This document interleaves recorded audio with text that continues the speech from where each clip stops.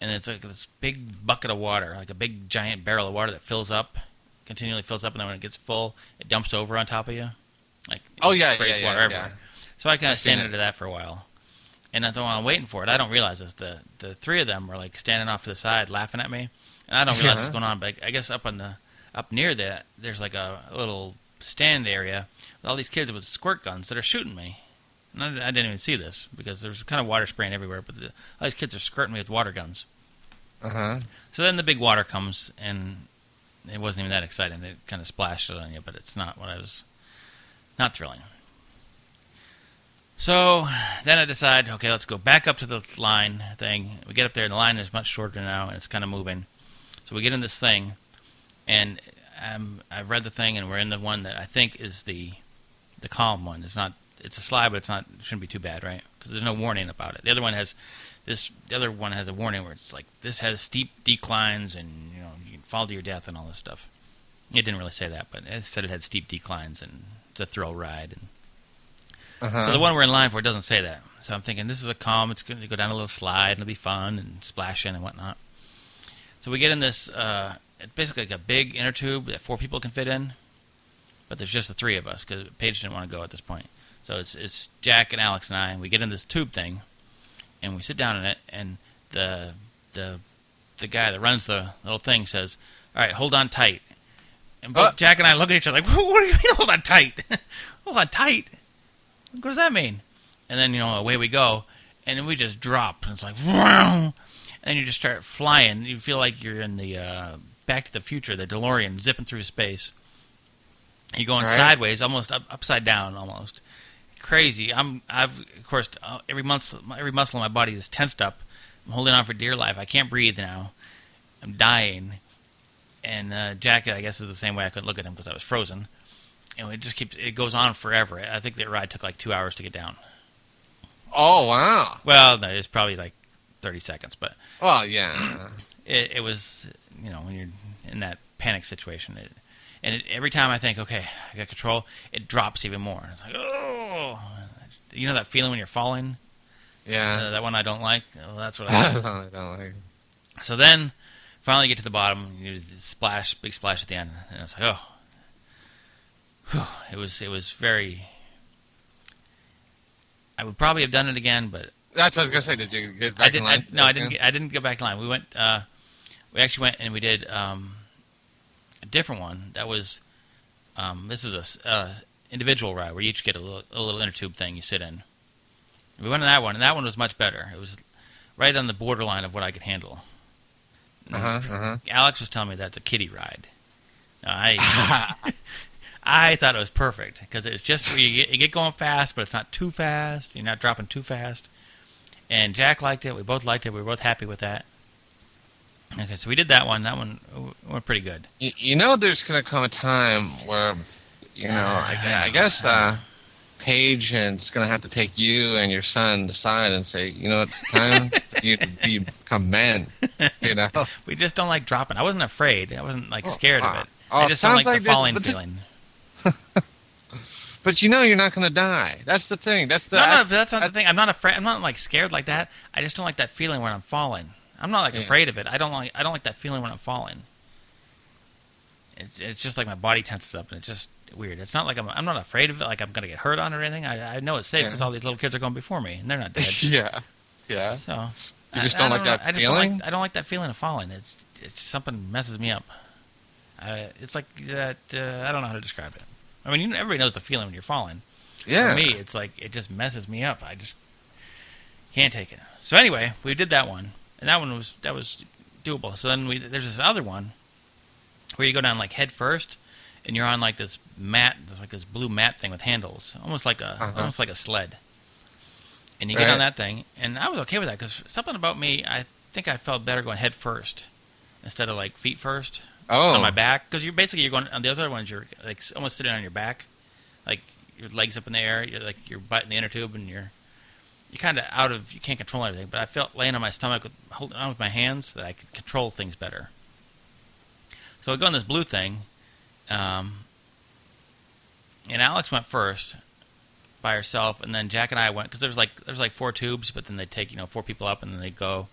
So Alex happened to be in line where she went first, and Jack and I went together. So that was where the internet actually lives, right? At the tubes. In the tubes, yeah. So we go into this thing, and we get going, and it wasn't too bad. I was okay with it, except at the end. And this wasn't like a scary thing. This was more I wasn't expecting it. We get to the big splash thing, and it all went up my nose. You know, where it stops you at the end of the big puddle of water. But right, Jack, so then I get off. I mean, I get up out of the water, and I go climb to the end, and I'm waiting, and like, there's no sign of Jack. And the guy at the end of the ride says, "Did you go down alone?" I said, "No." I'm waiting, and there's no sign of Jack. Then finally Jack comes. And I guess he had gotten stuck up at the top. Like the mat thing, I guess before you get going, you kind of got to boost yourself, give yourself like a bit of a jump. And he I guess he kind of got stuck. I don't know what happened, but I got worried he kind of chickened out. Because there were some kids chickening out at the top that wouldn't go down. They wait in line, they get up to the top, and no, I can't do it. So I kind of thought he had done it, chickened out, but he just couldn't get started. So then we, I guess we were a little tired at that point, but then we went on, we started doing that one we liked. We did it again and again and again because there was no line at one point. We could just run up and do it again and again. So it turned out pretty well. And then we took a break for the night, went out to eat, and and that's another adventure. We went to a Mexican restaurant. It gets weirder after that. So we get Mexican food, and that was weird too. The whole weekend, it was fun, but it was weird. The waitress, they give you the chips and salsa, right, with the dinner. All right. So when they bring out the chips, they bring out like you get low on chips, they bring out more chips. She would take the new basket of chips, hold it, and then take the old basket that was on the table and like dump it into the new basket. But the new basket was already full. So they'd like kind of overflow and spill everywhere. All right. And it was just like bizarre. Why are you saving these chips that are and they're spilling on the floor and on the table? And she did this like 3 or 4 times throughout the night, and they just spilled everywhere. It doesn't make any sense. So, and then so we order our drinks too. I ordered my drinks, and she brought me a Sprite, which I had ordered a lemonade. So that was like, it was like everything was against me that day. So then she brought me my lemonade. But then they bring out the food, and the waiter guy that brings out the food, this is like a separate guy to bring out the food. It wasn't the waiter, but it was just like this little Mexican guy in the back that would always bring out the food and say some Spanish words. It's like mucho bueno or adios, or I mean, he'd say a bunch of Spanish words. Nice guy, but so he spills my drink onto Jack. He knocks it over with this plate and spills it onto Jack. So then I'm out of a drink again, and then Jack's all covered with lemonade. So he offers Jack. He's lemony fresh. He's lemony fresh. Yeah, he's lemony fresh, and Jack's pretty shy around people he doesn't know, and he doesn't know how to handle it, and he feels very awkward. And the guy's getting like, he's trying to help him and stop the spill and apologize, and Jack just getting more embarrassed about it because he doesn't want the attention of anything. Yeah. And so then the guy's offering him a free dessert, and Jack doesn't know what to do, and it just got very weird. So then we finish dinner. The guy comes back and asks him what he wants for dessert, and the guy's saying like, you can have anything you want, anything. And I don't know exactly what he meant, but so Jack says he wants the anything. Yeah. You are a handsome man. Yeah. So Jack says he wants the brownie sundae, and the guy says okay, and he's like and looking at him like it's like he's waiting for more, like, and then. And it's like, that's it. And I guess he wanted to, I don't know what he wanted to give him, more desserts, but it was quite the joke. And then Jack ate he got the sundae, and the guy kept apologizing to Jack, and Jack felt very awkward about it. It was pretty uncomfortable, but decent meal. Yeah, and then we went to the arcade for the night. He had an arcade in there, which, me with an arcade and a wristband is not a good combination. Or Jack. Boy, you guys were living it up. Oh, we were. I tell you, that's the if you use the wristband thing, it's not money. Right. It's just everything's free. Everything's free. I'll worry about that later. Yeah, even the little snacks, the ice cream shops and everything, just beep. Wow. Yeah, so... well, what if you pretend like you're beeping it, but you just steal it? What if you, like, put, like, a... Well, no, they beep it for you. I mean, there's still the people there. But instead of giving them... You can pay with your credit card or money or whatever, or you can just hold up their wrist and they just scan you. But, like at the arcade, they have, like, the token machines. So you just beep and it drops you out $5 for the tokens. Ah, gotcha. But no, it was a pretty good time. It's better for younger kids. Just the 13-year-old and the 20-year-old probably was.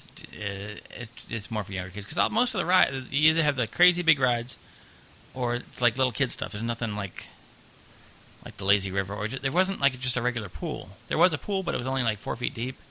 Yeah. I don't know. It was just. Yeah, it just left a little to be desired. So then we started playing in the arcade.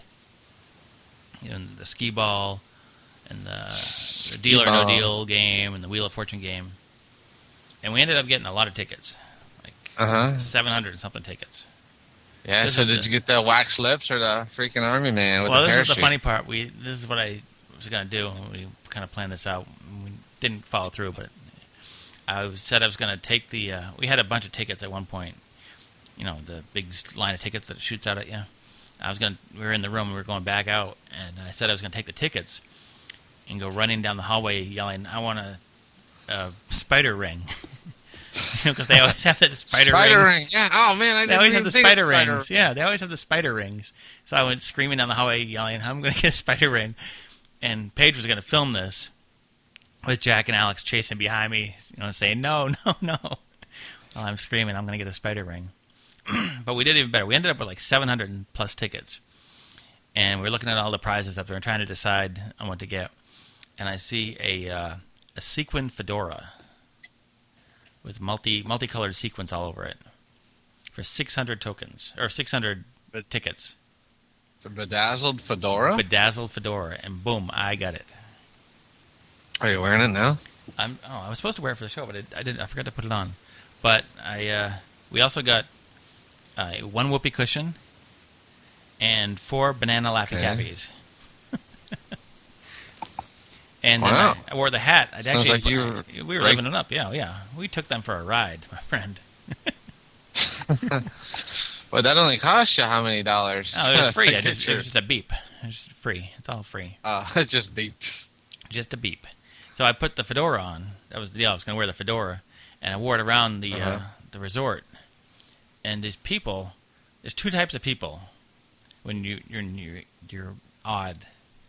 There's something different about you. There's 2 types of people. The ones that will blatantly stare at you and won't take your eyes off you, or the ones that see you and have to look away because they really want to stare. And you make eye contact with all of them, but they won't look at you again. So I'm walking around, and some people are commenting on the hat, like the girl at the little stand where they bought their candy apples. She commented on the hat, and the guy came out from the back, and he commented on the hat. And I was very proud of it. Yeah. And then at one point, I'm walking through, and this old lady kind of is walking towards me. And as she's walking towards me, I can see her. She makes eye contact with the hat. And she just starts staring. And as we're walking past each other, her head turns and follows the hat. And so my head turned and followed her. We just kept kind of staring at each other as we passed. And I don't think she even noticed I was staring back at her. It was so that's what if you have some sort of that's the power of the hat. Power of the hat. What I'm thinking of, if you have some sort of deformity, like an extra head or a fetus stuck out of your ear or something like that, that's probably what the attention that you get. Oh, you were telling me something about extra head. You said that your favorite kind of twins is a conjoined twin. Conjoined twins. My favorite conjoined twins are the 2 with the 2-headed twins. We have a show coming up. I just saw the one looks like a fake head. Yeah, one's kind of to the side. One looks like it belongs there. Fake. I'm pretty sure it's fake, but I'm not going to watch it to figure out if it is or not. So I'm just going to go with that. It's on the Learning Channel, I believe, and then you asked yourself, in what sense am I learning? Yeah, I've seen them before. I'm actually